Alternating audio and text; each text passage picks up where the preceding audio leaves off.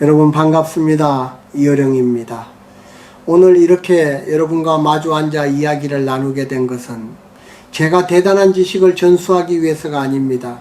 그저 인생이라는 긴 여행의 종착역에 조금 더 가까이가 서 있는 한도인이 아직 길 위에 서 있는 여러분에게 전하는 서늘하지만 따뜻한 안부 같은 것입니다. 우리는 평생 관계라는 그물 안에서 살아갑니다. 어릴 때는 그 그물이 넓고 촘촘할수록 잘 사는 것인 줄 알았지요. 명함 지갑이 두둑해지고 휴대폰 연락처에 수천 명의 이름이 저장되어 있으면 그것이 곧 나의 능력이고 자산이라 믿었습니다. 하지만 보십시오. 해가 저물고 찬바람이 불기 시작할 때 그 수많은 이름 중에 진정으로 내 영혼의 허기를 채워줄 이름이 몇이나 남습니까? 인생의 후반전, 특히 50이라는 나이를 넘어서면 우리는 깨달아야 합니다. 이제는 무언가를 채우는 시간이 아니라 정성스럽게 비워내야 할 시간이라는 것을요. 가을 산이 아름다운 이유는 잎사귀들을 미련 없이 떨어뜨리기 때문입니다. 만약 나무가 겨울이 오는 줄도 모르고 그 무거운 잎들을 다 쥐고 있으려 한다면 결국 폭설에 가지가 꺾이고 말 것입니다. 사람의 관계도 이와 같습니다. 우리 인생이라는 배는 생각보다 작습니다. 그런데 우리는 그 배에 너무 많은 사람을 태우고 항해하려 합니다. 특히 나를 갉아먹고 나의 존엄성을 훼손하는 사람들을 정칭이라는 이름으로 혹은 의리라는 이름으로 배에 태우고 갑니다. 배가 가라앉고 있는데도 말이죠. 여러분, 제가 평생 글을 쓰고 말을 하며 살았지만 마지막에 남는 것은 언어가 아니라 침묵의 깊이였습니다. 그 침묵 속으로 들어가기 위해서는 반드시 거쳐야 할 과정이 있습니다. 바로 내 삶의 정원을 망치는 잡초를 뽑아내는 일입니다. 교수님, 나이가 들어서 사람을 끊어내면 너무 외롭지 않겠습니까? 라고 묻는 분들이 계십니다. 하지만 제가 분명히 말씀드립니다. 나쁜 관계를 유지하며 느끼는 고독은 영혼을 병들게 하지만 스스로 선택한 고결한 고독은 영혼을 치유합니다. 젊은이들은 이해하지 못할 수도 있습니다. 하지만 인생의 황혼에서 보면 보입니다. 내가 아끼고 사랑해야 할 것은 타인의 시선이 아니라 내면의 평화라는 사실을요. 오늘 제가 말씀드리고자 하는 두 부류의 사람은 단순히 성격이 안 좋은 사람이 아닙니다. 여러분의 운을 뺏어가고 여러분의 마지막 남은 생명력을 좀먹는 사람들입니다. 이들을 곁에 두고서는 결코 평온한 노후를 맞이할 수 없습니다. 이것은 미움의 문제가 아닙니다. 생존의 문제이고 나 자신에 대한 예의의 문제입니다. 이제 여러분의 연락처를 펼쳐보십시오. 그리고 제 이야기를 들으며 가만히 생각해 보십시오. 내 영혼의 그릇에 독을 타는 이가 누구인지, 내가 누구를 위해 그 귀한 시간을 낭비하고 있는지 말입니다. 이제 그 매듭을 풀어야 할 때가 왔습니다. 여러분, 우리 한국 사람들은 참 정칭이 많지요. 거절하는 것을 미안해하고 상대가 힘들다고 하면 내 살을 떼어주는 심정으로 들어주곤 합니다. 하지만 제가 평생을 지켜보니 그 따뜻한 마음을 악용하여 여러분의 생명력을 빨아먹는 부류가 있습니다. 바로 부정적인 에너지를 쏟아내는 감정의 흡혈귀들입니다. 이들은 만날 때마다 세상에 대한 불만, 배우자에 대한 험담, 그리고 자식 걱정을 가장한 자기 신세 한탄을 쏟아냅니다. 처음에는 안쓰러운 마음에 맞장구도 쳐주고 위로도 해줍니다. 그래, 얼마나 힘들겠나 하고 어깨를 토닥여주지요. 하지만 이상하게도 그들과 헤어지고 돌아오는 길에 여러분의 마음은 어땠습니까? 마치 진흙탕 속을 걷다 온 것처럼 몸이 천근만근 무겁고 영혼이 탈탈 털린 듯한 공허함을 느끼지 않으셨나요? 그것은 여러분이 그 사람의 고통을 나누어 가진 것이 아니라 그 사람이 던진 감정의 쓰레기를 고스란히 뒤집어 썼기 때문입니다. 인생 후반전의 에너지는 한정된 자원입니다. 마치 저녁 노을이 지기 전 마지막 남은 햇살과도 같지요. 그 귀한 에너지를 남의 불행을 구경하거나 변할 의지도 없는 사람의 넋두리를 들어주는데 다 써버려서는 안 됩니다. 한국 사회에서 이런 사람들을 끊어내기란 쉽지 않습니다. 우리가 본 세월이 얼만데 그 사람이 원래 악의는 없어 라는 말로 스스로를 설득하곤 하죠. 하지만 여러분, 악의가 없다고 해서 해가 없는 것은 아닙니다. 독버섯은 자기가 독이 있다는 것을 알고 자라는 것이 아니죠. 그저 그 존재 자체가 주변을 병들게 할 뿐입니다. 진정한 지혜는 공감과 동조를 구분하는 데서 옵니다. 고통받는 이를 가엽게 여기는 마음은 귀한 것이나 그 고통에 뉴트로 함께 뛰어들어 같이 침몰하는 것은 어리석은 일입니다. 특히 나이가 들수록 우리는 맑은 공기를 마셔야 합니다. 맑은 생각, 맑은 말, 맑은 사람들과의 교감이 필요합니다. 그런데 끊임없이 누군가를 미워하고 시기하며 세상의 어두운 면만 들춰내는 사람 곁에 있으면 여러분의 영혼도 서서히 탁해집니다. 나이가 50을 넘고 60을 바라보면 이제는 내 마음의 밭을 지켜야 합니다. 잡초가 무성한 남의 밭에 가서 대신 김을 매주느라 내 밭에 곡식이 시들어가는 것을 방치하지 마십시오. 그들은 여러분을 친구나 동료로 생각하는 것이 아니라 자신의 부정적인 감정을 비워낼 쓰레기통으로 여기고 있을지도 모릅니다. 만약 누군가와의 만남이 늘 필요하고 집에 돌아왔을 때 마음이 어둡다면 그것은 하늘이 보내는 신호입니다. 그만하면 됐다. 이제 너 자신을 보호하라는 신호 말입니다. 인연에도 유통기한이 있습니다. 한때는 뜨거웠던 우정이라 할지라도 지금 서로의 영혼에 독이 된다면 기꺼이 그 손을 놓아주는 것이 서로에 대한 마지막 예의입니다. 여러분의 평온한 후반전을 위해 첫 번째로 결단하십시오. 여러분의 빛을 꺼뜨리는 사람들과의 거리를 두십시오. 그것은 매정한 것이 아니라 여러분의 남은 생을 향한 가장 숭고한 책임감입니다. 자, 이제 두 번째로 여러분의 곁에서 반드시 치워내야 할 부류에 대해 이야기하려 합니다. 바로 당신의 가치를 훼손하고 존재를 가볍게 여기는 사람입니다. 이들은 겉으로는 예의를 차리는 듯 보일지 몰라도 교묘한 말과 행동으로 여러분의 자존감을 깎아내립니다. 다 너 잘되라고 하는 소리야 라는 방패 뒤에 숨어 무례한 화살을 쏘아대고 여러분이 이룬 성취를 운이 좋았을 뿐이라며 폄하하곤 하지요. 우리는 흔히 나이가 들면 주변 사람들에게 너그러워져야 한다고 배웁니다. 하지만 그 너그러움이 나를 함부로 대하게 방치하는 것이 되어서는 안 됩니다. 한국의 중장년층은 유독 이 부분에서 취약합니다. 좋은 게 좋은 거지 오랜 친구 사이에 그럴 수도 있지 하며 웃어넘기려 했습니다. 그러나 여러분, 가슴에 손을 얹고 생각해 보십시오.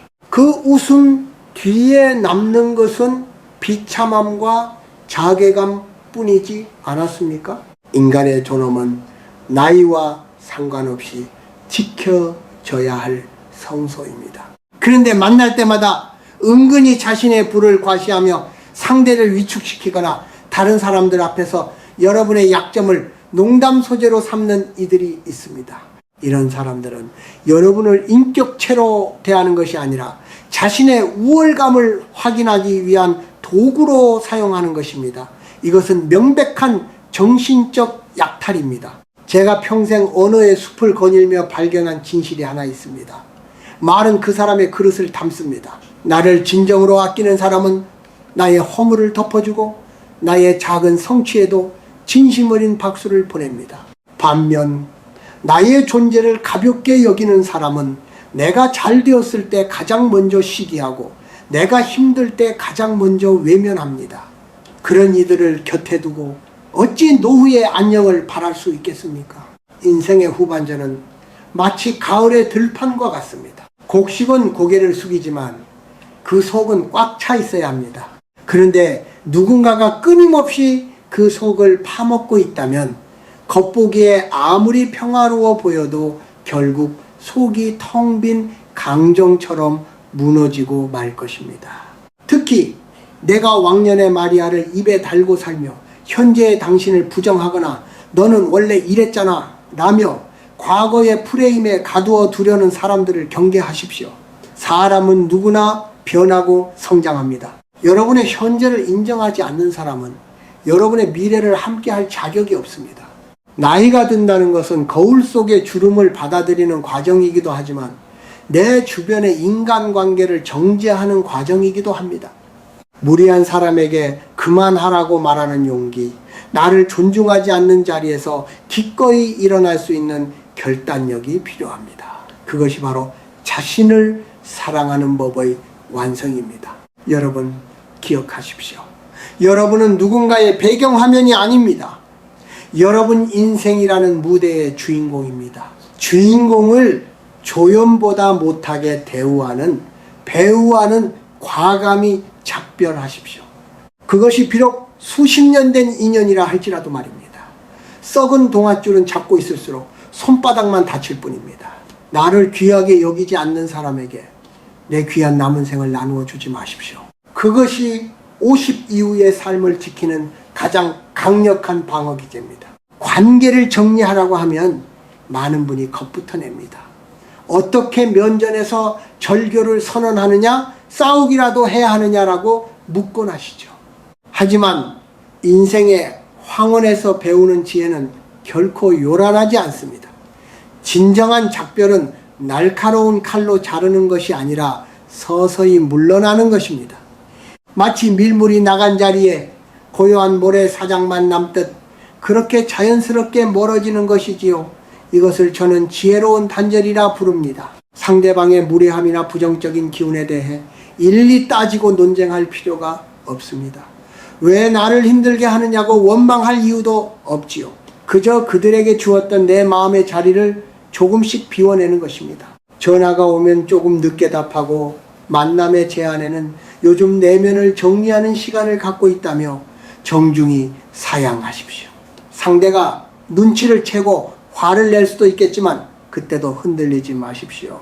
그것은 그 사람의 몫이지 여러분의 죄가 아닙니다. 우리는 흔히 인연을 끊는 것을 죄악시하는 유교적 풍토에서 자랐습니다. 하지만 여러분, 인연에도 계절이 있습니다. 봄에 핀 꽃이 여름에 지는 것이 자연의 섭리이듯 한때는 소중했던 인연이 지금은 나를 병들게 한다면 그 인연의 수명이 다했음을 인정해야 합니다. 억지로 붙잡아 둔 인연은 서로에게 악취를 풍길 뿐입니다. 단절 이후에 찾아올 고독을 두려워하지 마십시오. 많은 이들이 그 고독이 무서워 독이 든 성배를 계속 마십니다. 하지만 그 텅 빈 공간이야말로 진정으로 귀한 것들이 들어올 자리입니다. 소음이 가득한 방에서는 아무리 좋은 음악도 소음일 뿐입니다. 나쁜 관계를 쫓아낸 뒤 찾아오는 정막 속에서 비로소 여러분은 자기 자신의 목소리를 듣게 될 것입니다. 내가 정말 좋아했던 것은 무엇인가? 남은 생을 누구와 어떻게 보내고 싶은가 하는 본질적인 질문들 말입니다. 특히 50세 이후의 삶에서 침묵은 가장 강력한 치유제입니다.